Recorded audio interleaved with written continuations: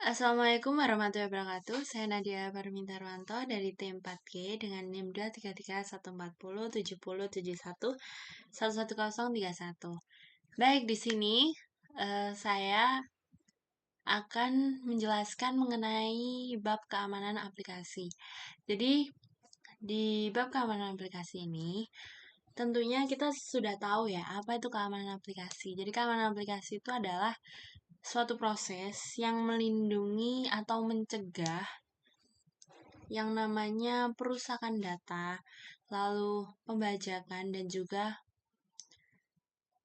pencurian data. Nah, seringkali kita di aplikasi, bukan maksud saya, seringkali aplikasi ini keamanan aplikasi ini sering kita temui gitu loh.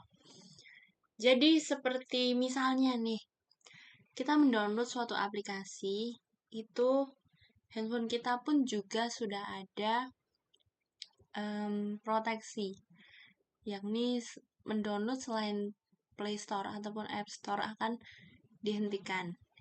Bukan begitu? Itu juga merupakan suatu keamanan.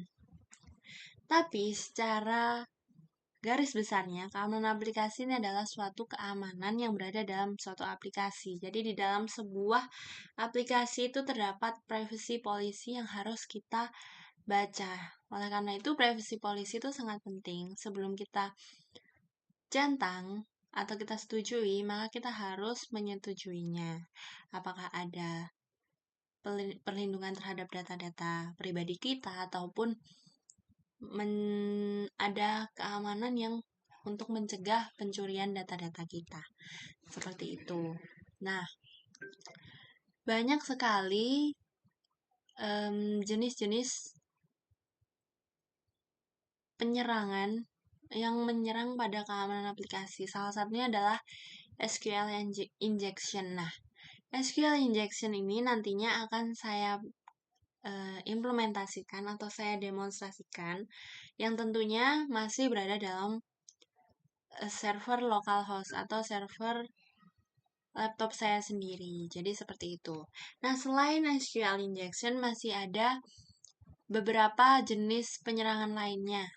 Contohnya, baik, pertama contohnya adalah cross-site scripting. Nah, cross-site scripting itu adalah menyisipkan skrip berbahaya ke dalam aplikasi web. Jadi misalnya ada skrip-skrip berbahaya yang dimasukkan ke dalam aplikasi web untuk fungsinya untuk mengambil atau mencuri dari data orang yang login, misalnya mungkin admin atau mungkin dari pengguna, seperti itu.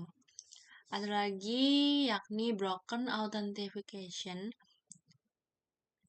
Jadi ada celah pada proses login yang memungkinkan pembobolan akun. Jadi tuh di sini penyerang itu mencari celah-celah di dalam proses login itu untuk memungkinkan pembobolan akun gitu. Jadi dicari celahnya dan juga setelah dilihat celahnya maka akan menyisipkan sesuatu di dalam proses login itu dan akan mendapatkan data-data dari para pengguna untuk digunakan untuk pembobolan akun, entah itu untuk pencurian data atau mungkin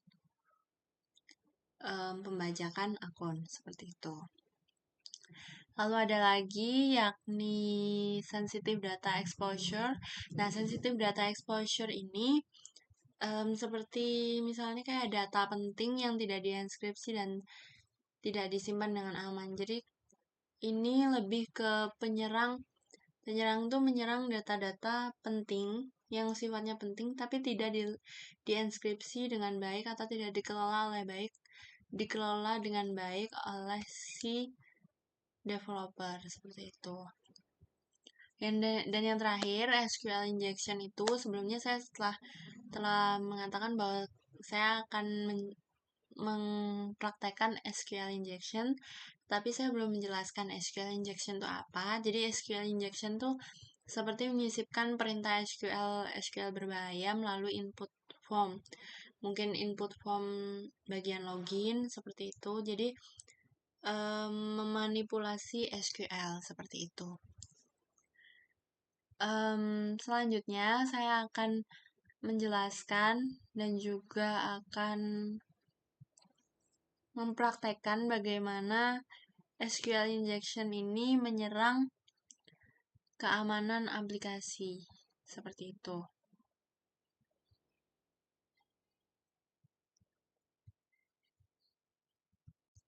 Baik, selanjutnya saya akan mengimplementasikan seperti yang saya sebutkan tadi beberapa ancamannya.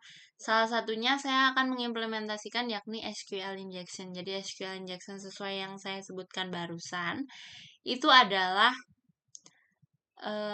jenis penyerangan yang akan menyerang query SQL. Jadi gimana nih query SQL? Sebelumnya saya sudah mendesain atau sudah membuat login form sederhana jadi menggunakan PHP. Jadi ini database-nya perlu kita perhatikan ya. Ini username-nya admin dan password-nya admin123. Jadi gimana penyerang menggunakan SQL injection sih? Jadi penyerang itu menggunakan seperti ini caranya. Jadi admin petik tanda hubungnya 2 lalu spasi. Nah, ini tanda hubung ini dibaca oleh query SQL itu sebagai komentar. Nah, dengan cara inilah si penyerang itu bisa masuk ke dalam database tanpa perlu memasukkan password.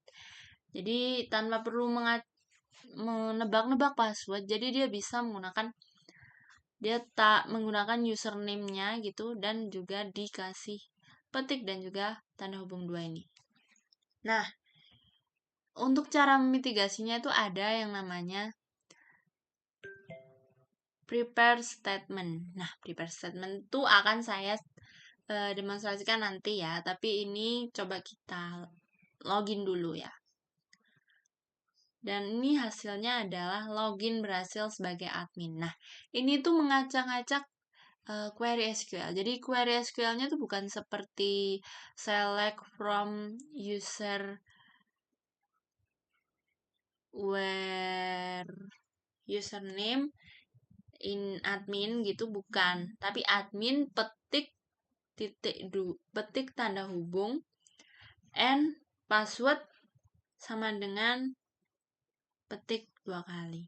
Jadi passwordnya kosong seperti itu. Jadi ini fungsinya memang mengacak-acak database-nya gitu. Jadi setelah masuk sebagai admin ini kan bisa mengacak-acak database atau menambahkan database, menghapus data user atau menghapus tabel atau menghapus properti, misalnya menghapus tabel properti atau menghapus tabel user, menghapus tabel password gitu atau kolom password seperti itu.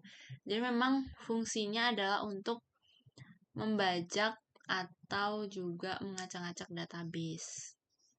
Seperti itu. Nah, lalu saya akan menunjukkan bagaimana cara memitigasinya juga dari ancaman-ancaman lainnya seperti itu. Baik, selanjutnya saya akan menunjukkan bagaimana cara untuk memitigasi dari SQL injection tadi, yakni dengan menggunakan preference statement.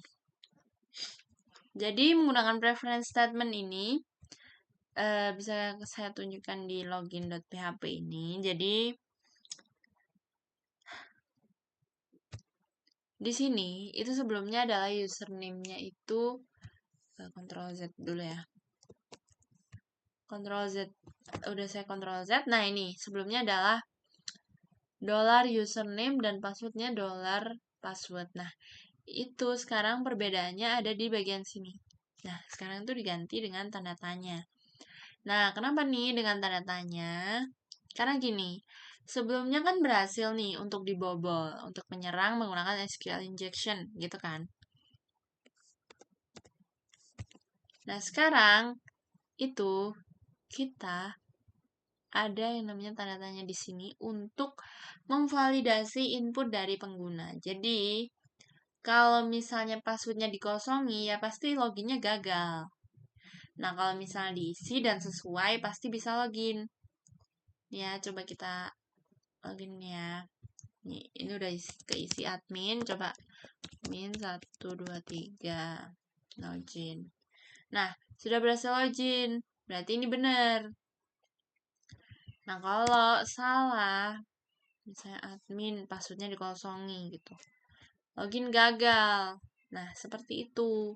Jadi nggak ada yang namanya bisa menerobos gitu. Coba ya kita login. Login gagal. Terus coba kita sama seperti tadi SQL injection ya. Nih, login gagal karena memang passwordnya dikosongin gitu. Dan ini bisa membuat penyerang tidak bisa masuk. Nah, itu adalah hal simple dari bagaimana melindungi aplikasi, bagaimana keamanan aplikasi itu melindungi data-data kita seperti itu. Nah, dari sisi developer pastinya ini adalah dari sisi developer ya. Kalau mungkin dari sisi user mungkin perlu adanya kontrol ya, perlu adanya kontrol password, update password seperti itu. Untuk username nggak apa-apa masih sama, tapi password usahakan tetap berbeda karena mungkin kita juga tidak bisa menebak ya. Apalagi setelah adanya kebocoran data seperti itu, entah menggunakan cara apapun ya di suatu aplikasi, itu harus adanya penggantian password atau mungkin kalau misalnya tidak ada kebocoran data pun tetap harus mengganti password karena itu adalah hal krusial. Takutnya nanti ada salah satu data yang bocor lalu akan ada pembobolan akun seperti itu.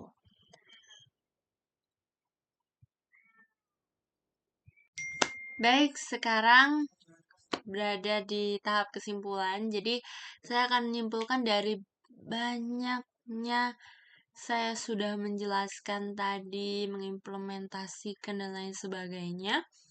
Nah, intinya adalah keamanan aplikasi itu adalah bagaimana proses suatu aplikasi itu melindungi data dari yang namanya pencurian data dan juga pembajakan atau pembobolan akun seperti itu. Nah, saya sudah menjelaskan SQL injection kan tadi. Nah, SQL injection tadi adalah teknik serangan yang memanfaatkan kelemahan validasi input pada aplikasi untuk memanipulasi perintah SQL yang dikirim ke database.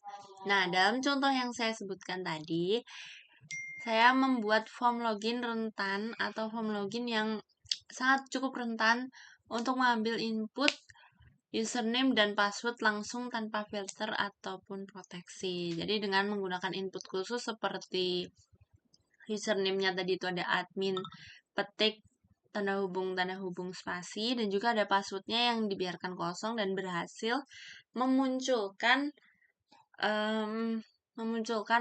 login berhasil seperti itu, seperti yang saya tunjukkan tadi. Nah, tanda hubung 2 tadi itu adalah untuk mengabaikan end password di query SQL tadi itu. Nah, karena tanda hubung tadi itu adalah dianggap komentar oleh query SQL. Jadi, langsung bisa masuk seperti itu. Nah, oleh karena itu berkat dari implementasi SQL injection tadi itu, resikonya itu cukup tinggi, bisa dikatakan resiko yang cukup tinggi karena bisa login tanpa autentifikasi gitu. Atau nggak dilindungi lah. Jadi dan juga kalau kita tahu username-nya adalah admin, kita bisa langsung masuk atau bisa mengakses akun admin yang dimana akun admin tuh bisa saja berisi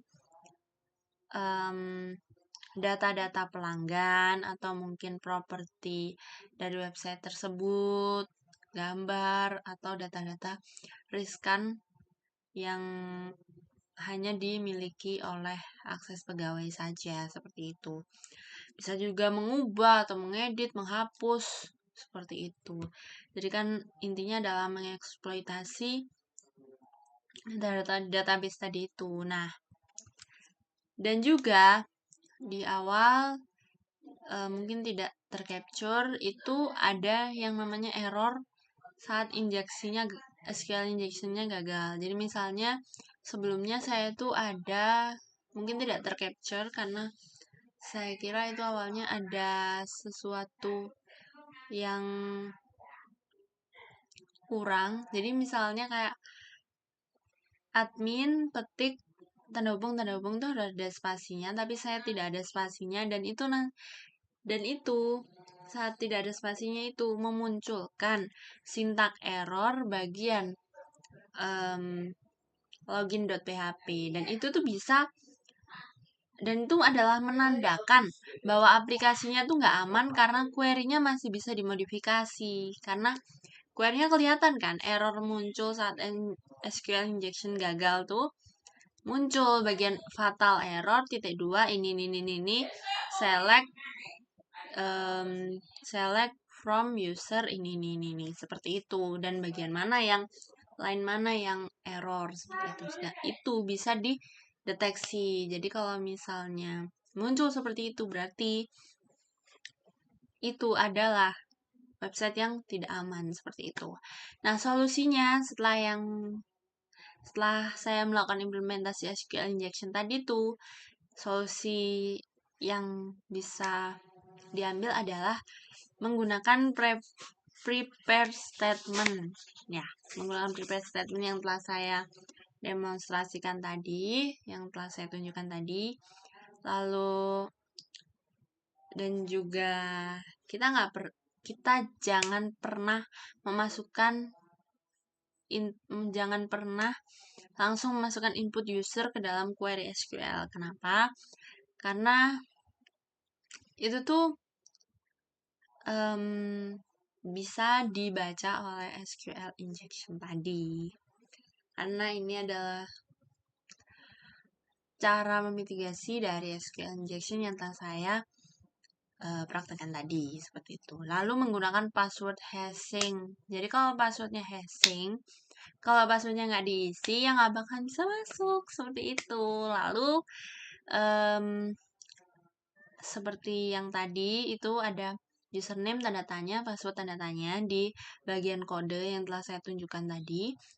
Itu adalah validasi input dari si pengguna atau dari user seperti itu. Nah, intinya itu